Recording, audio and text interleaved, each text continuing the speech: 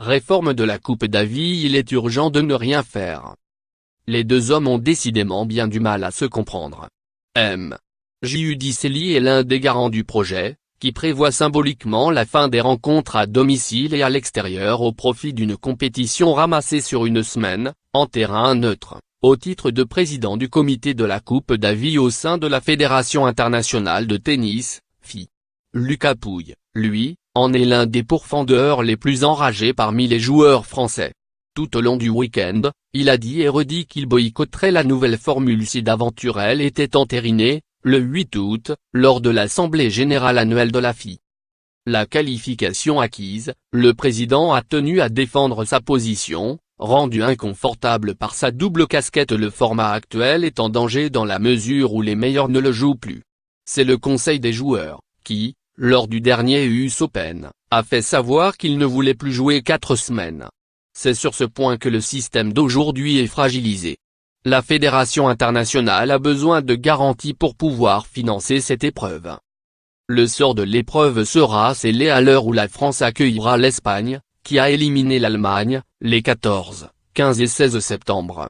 Mais ce week-end, l'épreuve séculaire n'aurait pu rêver meilleur plaidoyer en sa faveur de la part des nations à l'œuvre. À commencer par l'Italie et la France, dans l'écrin du Valletta Cambiaso de Gênes, tennis club au charme désuet, tapis dans l'ombre des pins parasols. Dans ce décor pastoral où, de temps à autre, le carillon voisin recouvrait harmonieusement le bruit des balles, le central de 4000 place avait des airs d'arène romaine d'XIM. Giudicelli. Durant 2 jours, les supporters des deux camps se sont chambrés, invectivés, jusqu'au huet. Avant de poser les armes dimanche, les tifosi s'inclinant devant la fanfare ennemie, qui avait été bien inspirée d'interpréter l'hymne italienne avant que Pouille et Fognini n'entrent sur le court. À croire que même les dieux avaient été convoqués pour que rien ne vienne gâcher la festa, la pluie s'était interrompue jeudi, à la veille des hostilités, et reprit opportunément dimanche soir.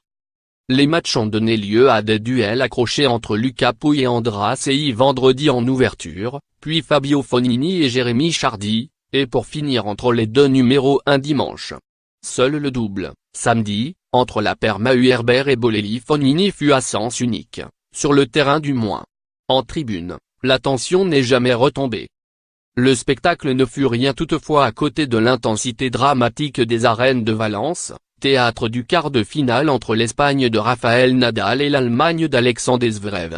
Plus de 10 spectateurs, 16h35 de jeu en 3 jours, un double en 5-7 qui tutoya les sommets. Un 5e match décisif conclu au bout du 5e set dans une atmosphère irrespirable. L'ovation que lui réserva le public arracha même des larmes au valeureux David Ferrer, 36 ans. Il fallait voir Nadal, vainqueur de ces 2 simples pour sa reprise après plus de 2 mois sans compétition, encourager ses coéquipiers depuis le banc. Tour à tour grimaçant, s'arrachant les cheveux, levant les yeux au ciel, tressautant, vociférant, serrant les poings, comme si sa vie en dépendait. Difficile de croire que le numéro 1 mondial, qui n'a plus perdu dans la compétition depuis 2005, souhaite la fin de ses joutes locales. AI accent aigu vivi o accent aigu @Rafael Nadal et le double de Y entre Espagne tilde AI Almania. Pas ni disfruten de las expression de l'ombre de. https://t.co/av9kvrmr. À l'instar de Novak Djokovic, l'Espagnol est pourtant de ceux qui ont apporté publiquement leur soutien au projet porté par le défenseur du Barça Gérard Piqué. Je pense que les changements sont bons, avait-il réagi en marge du tournoi d'Acapulco, fin février. C'est une bonne initiative qui peut fonctionner. En bon helvète, Roger Federer, lui, n'a pas pris position. La Coupe Davis devait faire quelque chose. Maintenant si c'est la bonne chose à faire, je ne sais pas, avait-il commenté à la veille d'Indian Wells. Avec Nadal, Zverev, Marin Cilic, N-3 mondial, moins qui a apporté le point de la qualification à la Croatie en battant le Kazakhstan, et John Isner, N-9. Vainqueur d'une équipe belge amputée de David Goffin, les joueurs du top 10 ont montré qu'ils savaient répondre présent. Un week-end de pareil fait remonter un indicateur, le nombre de top 10 qui ont participé. Mais il faut que ce soit durable. Il ne faut pas que ce soit un été indien de la Coupe Davis, a averti M. Giudicelli. La clé, veut-il croire, c'est l'ATP qui l'a. Que l'ATP, qui entend relancer sa propre Coupe du Monde, reconnaisse que la Coupe Davis est la véritable Coupe du Monde du tennis et que l'ATP donne des points à l'épreuve, et vous verrez que derrière, tout va s'arranger. NAC, qui fustige une réforme scandaleuse, et Pouillon prévu, chacun à leur manière de tenter de fédérer derrière eux. Le premier entend solliciter les autres capitaines et envoyer des textos aux réfractaires. Le second a prévu de réunir les joueurs à Monte-Carlo, Madrid ou Roland-Garros pour avoir l'avis de tout le monde. La réformer, oui, la raréfier pourquoi pas, mais la révolutionner en se privant de foules effervescentes comme celle de Gênes ou de Valence, l'idée leur est inacceptable. Il leur reste 4 mois jour pour convaincre que la Coupe Davis ne mérite pas d'être ramenée à une simple exhibition, une de plus. Lire aussi.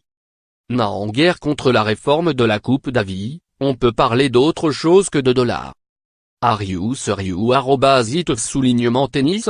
You're trying to kill off Omiyawati, 5-7 tennis anti-unbelievable atmo. https://t.co/sk846zbv